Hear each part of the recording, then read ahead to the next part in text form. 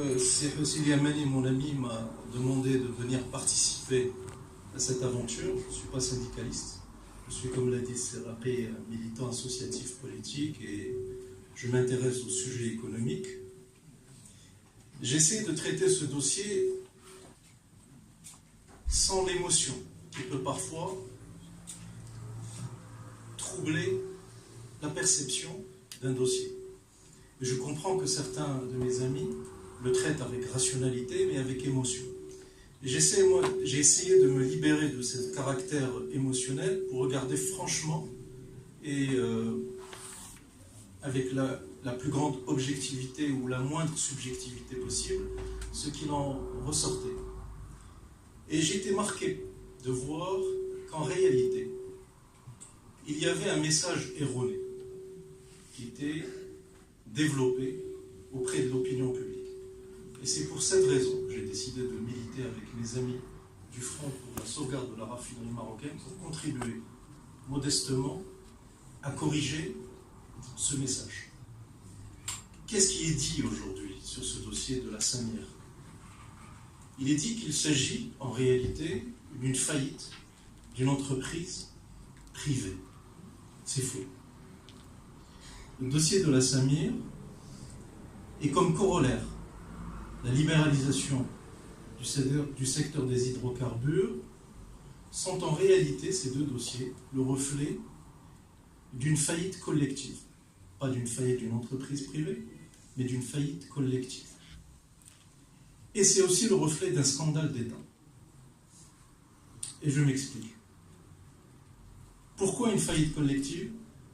C'est parce que l'échec de cette entreprise, c'est notre échec à tous. Ce n'est pas simplement l'échec de ceux qui ont eu à conduire les destinées de cette entreprise, mais c'est aussi l'échec de plusieurs entités.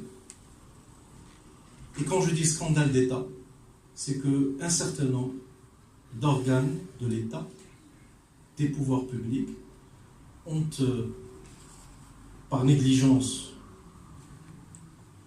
par incompétence ou par cupidité, participé à la faillite de cette entreprise. Et donc, je vais essayer de répondre ce soir à deux questions. Qu'est-ce qui s'est passé dans cette affaire? Donc, un regard rétrospectif. Il ne faut pas oublier l'histoire de cette entreprise, parce que celui qui oublie son histoire n'a pas d'avenir. Donc, on doit toujours garder à l'esprit les raisons pour lesquelles il y a eu cette destruction massive d'un des plus grands joyaux de l'industrie nationale. Et évidemment, je ne vais pas m'arrêter à ce stade. Je vais essayer, avec vous, de partager quelques idées pour essayer d'entrevoir des solutions et des sorties de crise. Alors, qu'est-ce qui s'est passé dans cette affaire? Je disais que c'est une faillite collective. D'abord,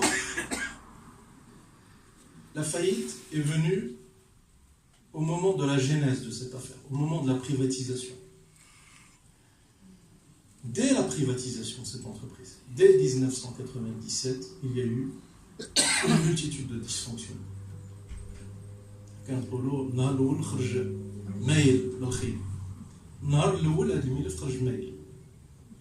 D'abord, la Samir faisait partie de ce qu'on appelait une liste négative de la privatisation. C'est-à-dire que le roi Hassan II, le défunt roi Hassan II, avait exigé qu'il y ait une liste limitative de grandes entreprises nationales qui ne pouvaient pas faire l'objet d'une privatisation. C'est une décision politique. La Samir faisait partie de cette liste négative. Comme par enchantement, elle a été supprimée d'un trait de plume. Premier dysfonctionnement. Deuxième dysfonctionnement, elle a été privatisée dans une opération de cession de gré à gré. Il n'y a pas eu d'appel d'offres. Et donc, la privatisation s'est faite dans une certaine opacité. Troisième dysfonctionnement, le schéma de transfert qui avait été fixé à l'époque et qui est le reflet d'une décision politique précisait clairement que la privatisation de l'entreprise allait se faire en deux temps. Une introduction en bourse à hauteur de 20% du capital et l'État qui céderait 25 à 50% de ses participations. Ce qui faisait un total de 50 à 80%, 75%. Donc l'État avait décidé de rester dans le capital de cette entreprise pour pouvoir jouer un rôle de contrôle et d'observation et d'audit. L'État a cédé la totalité de ses participations. Autre dysfonctionnement. Il y a eu aussi deux autres dysfonctionnements au moment de la privatisation. On aurait dû à l'époque céder une entreprise industrielle avec un outil. C'était le sens de la privatisation. En réalité, on a cédé non seulement l'entreprise, mais un certain nombre d'éléments de son patrimoine qui auraient dû rester dans l'escarcelle de l'État. Je pense particulièrement au patrimoine immobilier, foncier et de valeur mobilière de la Saint-Mihiel, qui n'aurait pas dû être cédé au secteur privé. Il semblerait aussi que le cahier des charges qui a été défini par les organes chargés de la privatisation n'ait pas été respecté, puisque le contrat de cession a repris partiellement les contraintes qui figuraient dans le cahier des charges. Enfin, dernier dysfonctionnement au moment de la privatisation de la Saint-Mihiel, il y a eu ce que j'appelle moi une sorte de manipulation de cours boursier, puisque la Saint-Mihiel a été introduite en bourse en mars 1996 et elle a été cédée au groupe Moody en mai 1997. Et entre ces deux périodes, en mars 1997, la bourse de Casa avait mis en place un système de cotation électronique, c'était la première fois que c'était le cas, qui faisait que les titres les plus liquides étaient traités par le système CAC de cotation électronique. La privatisation de la Saint-Mihiel étant la plus grande opération boursière de l'époque, 1,250 milliard de dirhams, et le titre étant le plus liquide du marché, donc par construction, le titre devait être traité dans le cadre du système de cotation électronique. Manque de peau, les carnets d'ordre des sociétés de bourse étaient orientés vers une tendance baissière. Et donc le cours allait vers la baisse par rapport au cours d'introduction, ce qui gênait et dérangeait les intérêts de l'État qui était en train de négocier la privatisation de gré à gré. Et donc ce qui a été décidé, c'est par décision administrative politique, il a été décidé, dans un irrespect total des règles de fonctionnement du marché boursier, de sortir le titre Saint-Mihiel de la cotation électronique et d'organiser sa cotation de façon administrée pour pouvoir fixer le cours là où on le souhaitait. Donc voilà un peu les dysfonctionnements au départ, dès le départ, au moment de la privatisation. Ensuite, il y a eu une succession de manquements, d'erreurs, de négligence, pour ne pas utiliser des termes plus lourds, dans la gestion du dossier de la Saint-Mihiel. Quels sont ces manquements? D'abord, il y a un échec dans la régulation publique, puisque dans le cadre de la privatisation, il y a un contrat qui a été signé entre l'État représenté par le ministère de l'économie et des finances et le ministère de la privatisation. Aujourd'hui, c'est fusionné, il y a une direction des entreprises publiques de la privatisation au sein du ministère de l'économie et des finances, et les repreneurs. Ce repreneur, le groupe Moody, avait versé à l'époque pour acheter la Saint-Mihiel et la SCP à peu près 400 millions de dollars, 380 millions de dollars, mais s'était engagé, dans le cadre du contrat, à investir 4 milliards 600 millions de dirhams pour mettre à niveau l'outil industriel et moderniser l'outil industriel. Eh bien, le manquement, c'est quoi? C'est que l'investisseur n'a pas respecté les clauses contractuelles. Alors que le ministère de l'économie et des finances et de la privatisation devait s'assurer que ce qui était prévu dans le contrat était bel et bien respecté. Quand est-ce qu'on s'en est rendu compte? On s'en est rendu compte 5 ans après, en 2002. Pourquoi? Parce qu'il y a eu des pluies diluviennes dans la ville de Mohammedia, des inondations dans les installations de la Saint-Mihiel qui ont provoqué un incendie. Et là, on a découvert qu'en vérité, tous les engagements d'investissement qui étaient contractuels, que devait réaliser le groupe Moody, n'avaient pas été faits. Et donc, il y a un manquement au niveau d'une structure de l'État. Deuxième manquement, il est au niveau du ministère de l'Énergie et des Mines, parce que c'est l'autorité de tutelle du secteur. Il est chargé de veiller à la sécurité des installations industrielles, de veiller au respect des normes environnementales, et il aurait pu, dans le cas où, et c'était le cas justement, le ministère, ses collègues du ministère de l'économie et des finances et de la privatisation ne se rendaient pas compte que les investissements avaient été faits, Deuxième verrou qui a dysfonctionné, ministère de l'énergie et du climat. Troisième responsabilité au niveau de l'État, c'est ce que j'appelle moi le manquement dans la régulation financière. C'est l'administration des douanes qui a accepté d'accorder un risque de contrepartie en termes de crédit d'enlèvement de l'ordre de 13,5 milliards à 14 milliards de dirhams sur un seul contribuable, la Samir. À l'époque, en 2015, quand il y a eu la cessation d'activité de la Samir, cet encours de crédit d'enlèvement représentait pratiquement 20% des recettes de l'État, en termes de droits de douane, de taxes intérieures de la consommation sur les produits pétroliers et de TVA à l'importation. Donc l'État acceptait de concentrer 20% de ses recettes sur un seul client, sur un seul contribuable.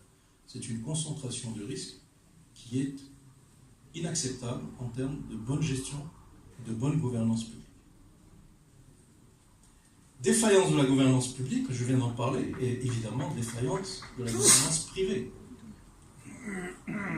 Celle de l'actionnaire, Cheikh Al-Amoudi, qui au moment où on lui a confié un des joyaux de notre industrie était un petit groupe saoudien, ce n'est pas le groupe qui a prospéré jusqu'à devenir une des deuxièmes fortunes en Arabie Saoudite et une des 40 premières fortunes dans le monde, il y a 10 ans, en 2009, ça a beaucoup changé depuis, mais on confiait notre unique industrie à un illustre inconnu qui avait au demeurant une réputation relativement sulfureuse en Arabie Saoudite et en Éthiopie.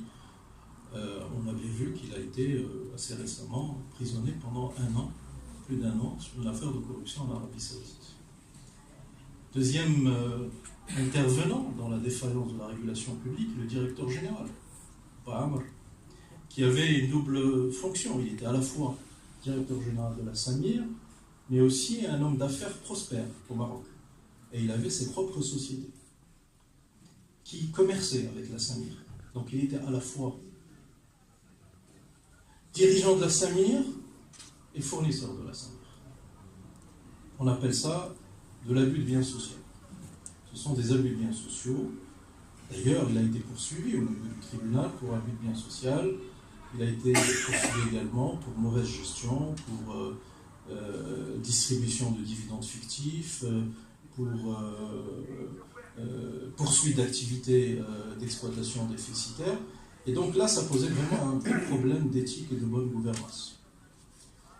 Il y a eu aussi le cas du directeur général Saidi, qui a été auparavant ministre de la privatisation.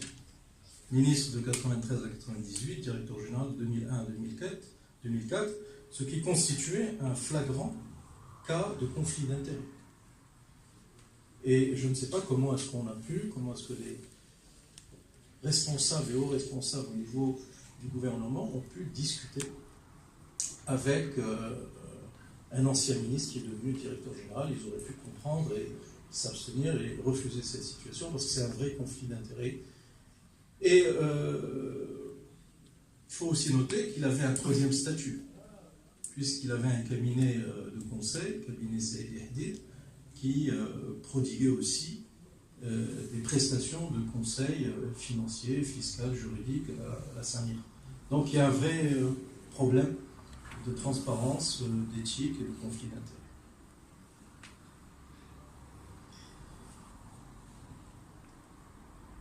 Dernière responsabilité qu'on peut pointer du doigt au niveau de la gouvernance privée, c'est le rôle des auditeurs externes. Alors, il y avait deux grands cabinets d'audit, KPMG et PricewaterhouseCoopers, qui sont restés muets sur la gestion de la Samir pendant de très très très nombreuses années. Et les premières réserves qui ont été formulées dans le rapport des commissaires aux comptes remontent à l'exercice 2013. Mais de 1997 à 2012, rien n'a été dit. En 2013, l'entreprise était déjà condamnée à l'arrêt d'activité. Le mal était déjà fait. C'est là où ils ont commencé à mettre en évidence un certain nombre de manipulations comptables et de manœuvres détestables, de manipulation des chiffres, de retraitement de charges en immobilisation qui permettaient de réduire la perte ou d'augmenter le résultat. Mais tous ces éléments-là figure dans les attendus du jugement du tribunal de commerce en première instance et en appel. Échec aussi de la supervision financière. Je prends un exemple pour en parler.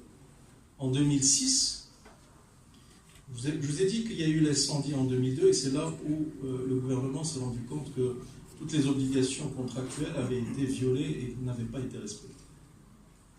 Donc, en bas de combat, le gouvernement autorise les distributeurs à investir dans des capacités de stockage, le gouvernement décide de réduire les droits de douane et en même temps, on remet en ordre de marche et on réinvestit dans la Samir.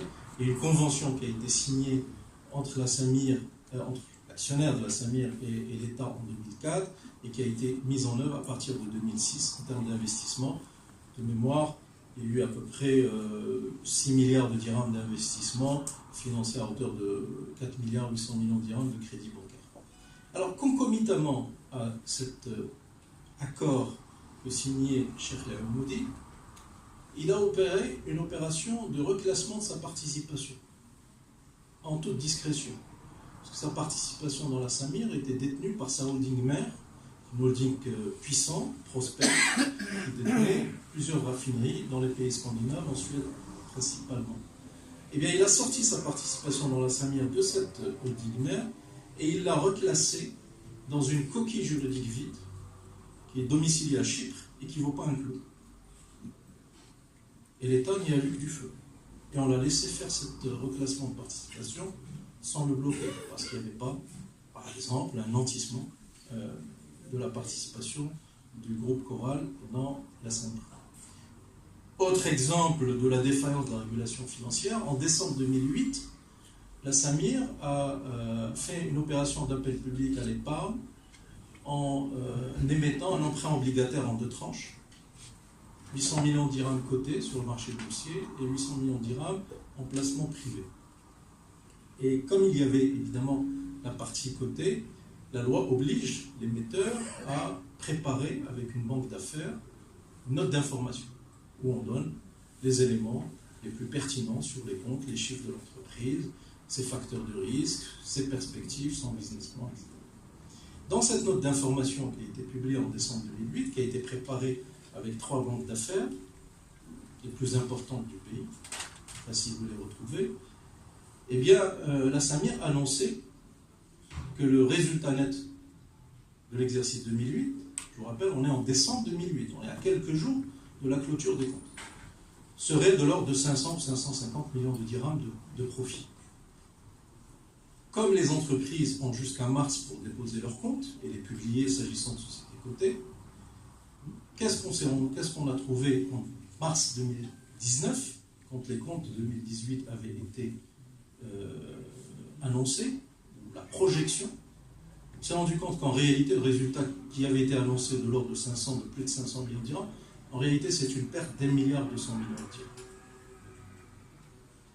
Alors, soit il y a une incompétence flagrante à la fois des 3 principales banques d'affaires et du CDVM qui est chargé de valider et d'authentifier, enfin pas d'authentifier, mais de valider la note d'information.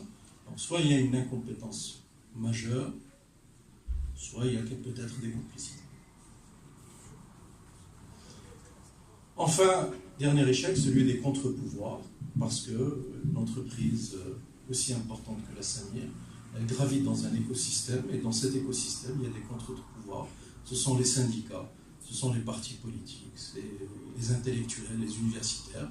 Je pense que pendant cette période noire de l'histoire de la Samir, les gens n'étaient pas suffisamment remuants, ils n'ont pas alerté suffisamment les pouvoirs publics sur la gestion catastrophique de cette entreprise. Donc voilà pourquoi, en réalité, l'affaire de la Samir n'est pas une faillite d'une société privée, mais en réalité, c'est une faillite collective de l'ensemble de ces intervenants, et qui, d'un certain point de vue et à certains égards, est le reflet d'un scandale d'État, parce qu'il y a des structures qui relèvent des pouvoirs publics, qui ont dysfonctionné et qui n'ont pas joué leur rôle. D'ailleurs, le Front pour la sauvegarde de la raffinerie marocaine, une des premières actions qu'il a menées, quand il a été constitué en juillet 2018, a jugé utile de rédiger un rapport où il met en évidence l'ensemble de ces dysfonctionnements, de ces malversations, et il a diffusé ce rapport, il l'a communiqué à toutes les autorités qui comptent dans ce pays. Il a été remis au cabinet royal, à la présidence du gouvernement, aux principaux ministres concernés, ministères concernés, au président des deux chambres parlementaires, au président de la Cour des comptes, à la présidente de l'autorité marocaine des marchés des capitaux, au gouverneur de la Banque centrale et à la principale formation politique, pour bien montrer qu'en réalité, il y a matière à investiguer. Et nous avons fait ce travail parce que nous avons considéré que le Front est une coalition d'organisations syndicales, de formations politiques, d'associations de la société civile, d'experts, d'intellectuels, et nous avons considéré que nous étions dans notre rôle en alertant les pouvoirs publics, parce que ça relève et ça s'inscrit dans le cadre du principe constitutionnel de reddition des comptes, qui est affirmé dès l'article 1er de la Constitution et qui est confirmé par l'article 154 de la Constitution. Et donc c'est pour cette raison que nous avons élaboré ce rapport et que nous l'avons communiqué à l'ensemble des entités et des responsables et des institutions que je viens de vous indiquer. Alors, l'affaire La Samir a connu malheureusement un épilogue malheureux, puisque depuis qu'elle a été mise en redressement judiciaire, il y a eu plusieurs épisodes, je ne vais pas rentrer dans le détail, mais force est de constater aujourd'hui, après pratiquement 2 ans et demi, 3 ans, que la sauvegarde de l'entreprise n'a pas pu se faire. Il y a eu un premier syndic qui a été révoqué par le tribunal à la demande de certains créanciers, avec un deuxième syndic. C'est Hussein a rappelé qu'il y a eu plus d'une vingtaine, une trentaine d'offres qui ont été remises, mais force est de constater qu'aucune n'a abouti.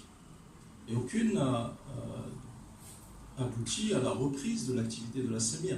Et cette situation est interpellative. Comment se fait-il qu'on ait pu avoir, si ce n'est des offres fermes, mais en tout cas des intentions de reprise émanant d'une vingtaine ou d'une trentaine de groupes, pour la plupart étrangers, et qu'aucune n'ait abouti. C'est qu'il y a un vrai problème dans l'approche et dans la démarche.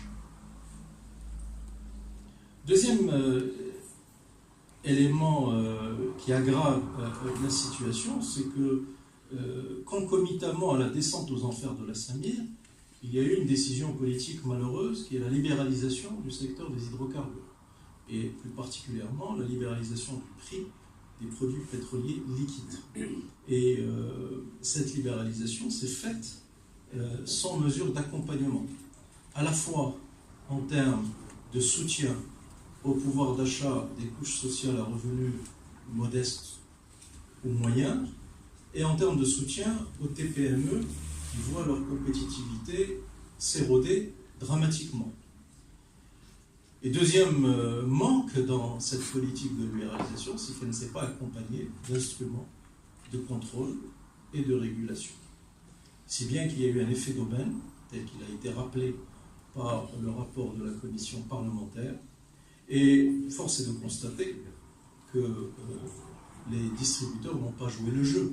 Le gouvernement a été naïf en décidant de libéraliser les prix sans mettre en place des instruments de contrôle, tout en sachant que un des outils de rééquilibrage des rapports de force, qui est une raffinerie nationale, était en arrêt, et en oubliant aussi le fait que le Conseil de la concurrence n'était pas opérationnel. Donc il y a une vraie faute politique, et le président du Conseil de la concurrence, Seydi El Aoui, a eu raison de dire que la décision politique était malencontreuse.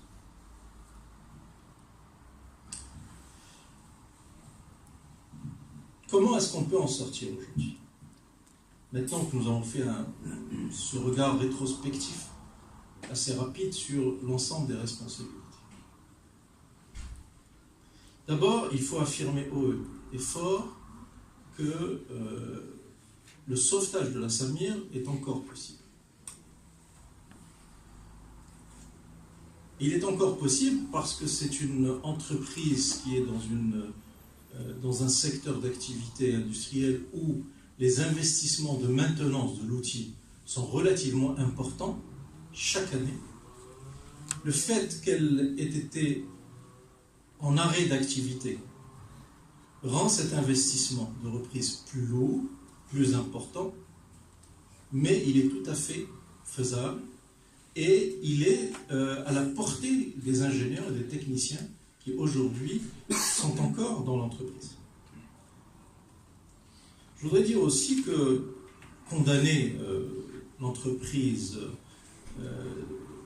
à une mort certaine serait une double faute de l'État. Une faute de stratégie industrielle et une faute politique. Faute politique, je vais commencer par ce point, parce que, c'est après le rappeler tout à l'heure, la Samir est le fruit d'une décision, d'une vision politique de visionnaire. Les grands leaders qu'il a cités au lendemain de l'indépendance ont bien compris que le développement de l'économie nationale et l'industrialisation du Maroc passaient par la création d'un certain nombre de grands organismes publics, parmi lesquels figurait la Samir, et que c'était un moyen pour développer notre industrie énergétique et surtout assurer notre indépendance énergétique.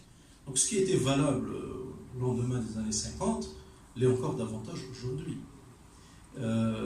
Abandonner l'entreprise à une mort certaine serait aussi non seulement une négation de tout ce qui a été construit pendant 5 décennies, mais ce serait abandonné à leur sort. Aujourd'hui, plus de 800 familles. J'ai une pensée pour toutes ces familles et toutes celles qui ont quitté le navire de la Samir, parce qu'elles étaient, au moment de l'arrêt de l'activité, 1200 familles. Et il faut avoir une pensée émue pour ces 400 familles, parce que certaines personnes ont pris leur retraite, d'autres ont démissionné, enfin certaines ont décédé. Je pense aussi que ce serait abandonner l'économie et la ville de Mohammedia à un sort difficile, parce qu'il y a tout un écosystème qui gravite autour de la Samir. Il y a plusieurs centaines de TPME qui travaillaient avec la Samir, et chacune de ces TPME a 5, 10, 15, 20 salariés. Faute politique, mais aussi faute de stratégie industrielle. Pourquoi? Parce que lorsque vous analysez l'industrie pétrolière, vous constatez que dans la chaîne de valeur, il y a quatre niveaux, ou 4 grands métiers. Vous avez le métier de la prospection et de la production de pétrole brut, métier dans lequel le Maroc n'a jamais été présent. Vous avez le deuxième métier qui est celui du transport. Le troisième métier, c'est le raffinage. Le quatrième métier, c'est le raffinage, stockage. Et le quatrième métier, c'est la distribution.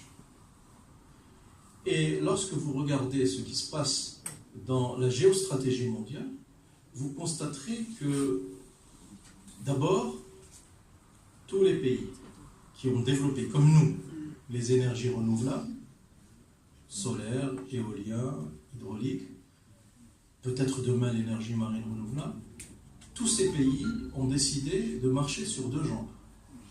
Ces énergies renouvelables, mais aussi les énergies pétrolières et les énergies fossiles. Et penser qu'un pays pourrait se développer uniquement avec le renouvelable est une erreur stratégique. Deuxièmement, vous constatez qu'il y a un croisement de courbes. L'industrie pétrolière, du raffinage pétrolier, était dominée par les pays occidentaux, par les pays de l'OCDE. Mais à partir du début des années 90, les pays émergents ont commencé à tailler des croupières aux pays de l'OCDE. Et à partir de 2010, il y a eu une inflexion.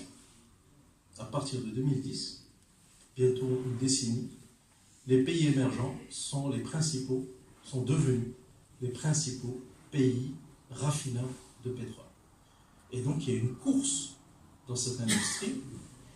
Et vous constatez aussi que beaucoup de ces pays ne sont pas producteurs de pétrole brut, mais ils sont présents dans l'industrie du raffinage, ce qui était le choix industriel pertinent du Maroc au lendemain de l'indépendance. Et donc, comment est-ce qu'on peut aujourd'hui avoir la prétention, et nous en avons les capacités, nous avons l'ambition et les capacités, d'être un pays émergent dynamique, qui se développe, qui déploie ses compétences, qui déploie ses produits, qui déploie son énergie, sa présence dans le Maghreb et surtout en Afrique subsaharienne, et qui entend être un pays émergent dynamique, qui rentre dans la compétition mondiale avec l'Afrique du Sud, le Nigeria, l'Éthiopie, la Turquie, le Brésil, l'Argentine, l'Indonésie et autres, et faire un choix à contresens de celui qui est fait par tous ces autres pays.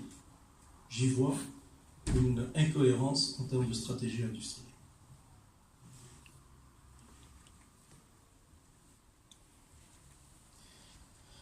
Maintenant, quelles sont les propositions concrètes?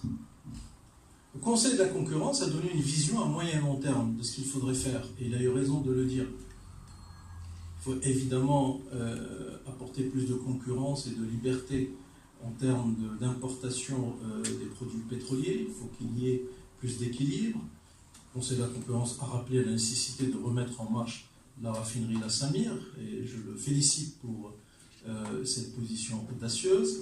Le Conseil de la concurrence a rappelé aussi qu'il fallait modifier l'équilibre des forces dans le secteur, ouvrir la distribution au secteur privé, changer les règles de chaînage, réduire les contraintes des cahiers des charges pour qu'il y ait plus d'opérateurs dans la distribution. Tout ça est excellent, mais ce sont des solutions à moyen et long terme. Aujourd'hui, le Maroc est en crise par rapport à cette problématique des hydrocarbures. Une crise qui a trop duré. Et il faut des solutions à court terme. Et la seule solution à court terme que je vois, c'est le plafonnement des marges. Et c'est vrai que ça ne va pas changer la face du monde, puisqu'on sera malgré tout impacté par les fluctuations des cours du pétrole brut et raffiné sur les marchés internationaux, qui sont extrêmement volatiles. Et ça va quand même réduire partiellement l'amplitude de variation. Et ça va nous donner un couloir de temps où on peut intervenir, parce que ce plafonnement, la loi sur la liberté et ce plafonnement, la loi sur la liberté des prix et de la concurrence, nous permet de le mettre en place sur une période de 6 mois renouvelable, 6 mois, donc 1 an. Il faut qu'on travaille pendant cette période d'1 an pour justement moderniser ce secteur et trouver des solutions durables et pérennes. Alors, quelles sont ces solutions? Je ne vais pas revenir sur les 5 solutions que propose le France, et Célia Manet en a parlé. Celle que nous privilégions, c'est celle d'une société à capital mixte, qui serait détenue à la fois par l'État marocain, des représentants des salariés, les distributeurs pétroliers, les principaux créanciers, banques, fournisseurs, et aussi un major de l'industrie du raffinage pétrolier pour avoir les dernières technologies.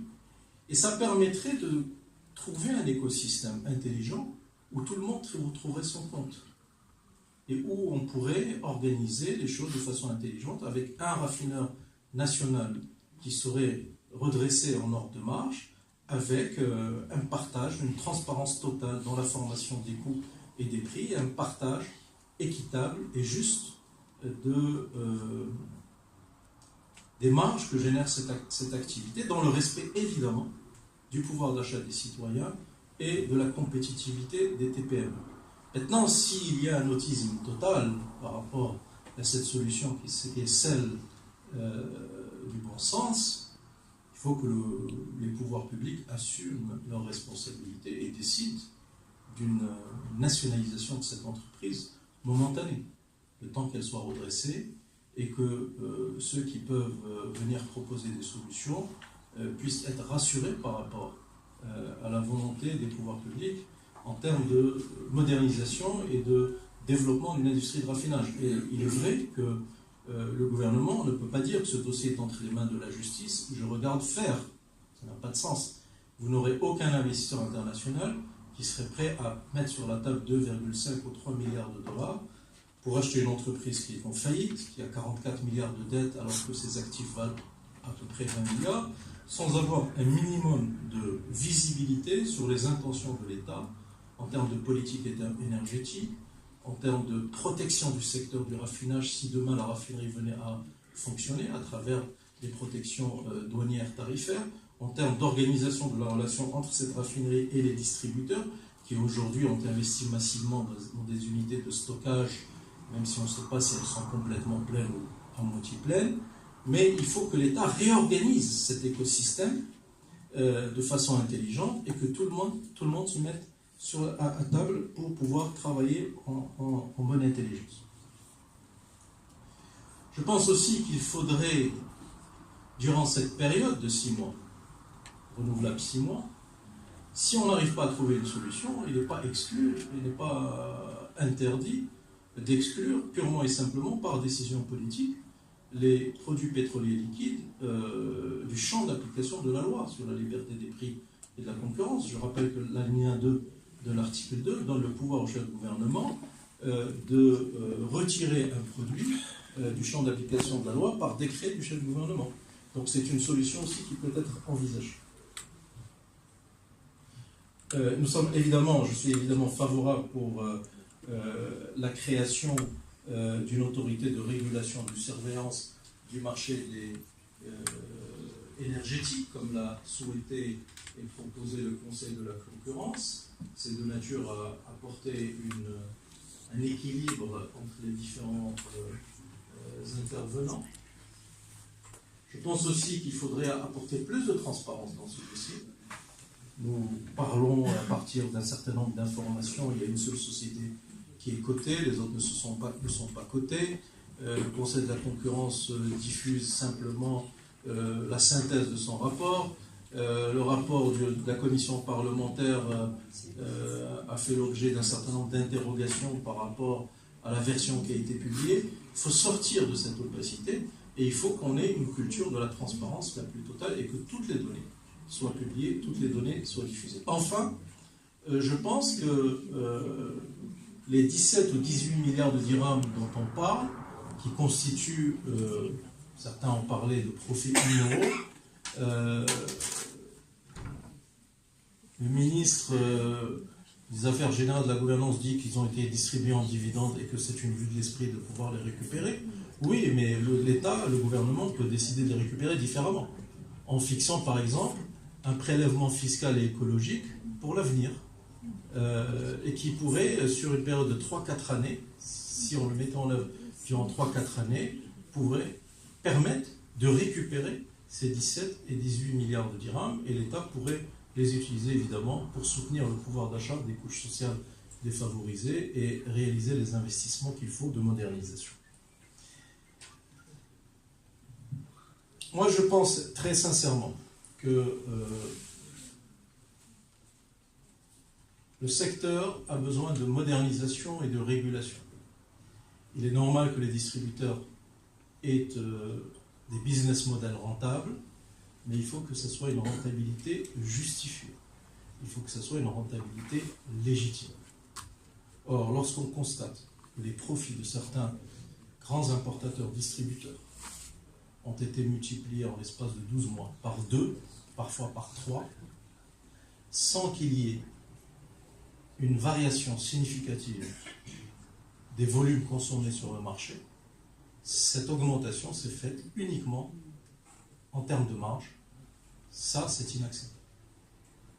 Donc l'État doit remettre de l'ordre dans ce secteur. Je pense aussi qu'il faudrait qu'on regarde ce qui se passe sous d'autres cieux. Et les profits et la rentabilité des grands importateurs-distributeurs sont en train de connaître des changements et des bouleversements importants.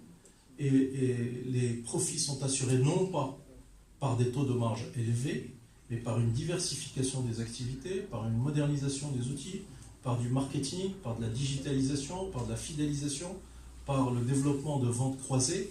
Donc il y a un certain nombre de réformes, de politiques de développement que les distributeurs importateurs devraient faire, que dans d'autres pays, sous d'autres cieux, ça se fait. Chez nous, ça ne se fait pas. Et c'est plutôt dans cette voie qu'il faudrait aller pour pouvoir améliorer les marges et les profits, et non pas en augmentant les prix et en margeant davantage sur le consommateur. Moi, je pense qu'on peut aujourd'hui transformer cette faillite collective en une victoire collective, en une victoire d'équipe. Si tout le monde est animé de la bonne volonté qu'il faut pour pouvoir redresser à la fois l'entreprise de la Samir et rééquilibrer et moderniser le secteur des hydrocarbures. Je pense qu'on peut passer d'un scandale d'État et d'un défi à la démocratie à une victoire de la démocratie et à une victoire des principes constitutionnels tels qu'ils sont précisés dans le marbre de notre texte fondateur, et en particulier le principe de reddition des comptes. Et pour ça, il faut qu'il y ait des femmes et des hommes d'État qui sont animés par l'intérêt général, et je crois que le Front pour le sauvegarde de la Samir est prêt à cet exercice collectif. Je vous remercie.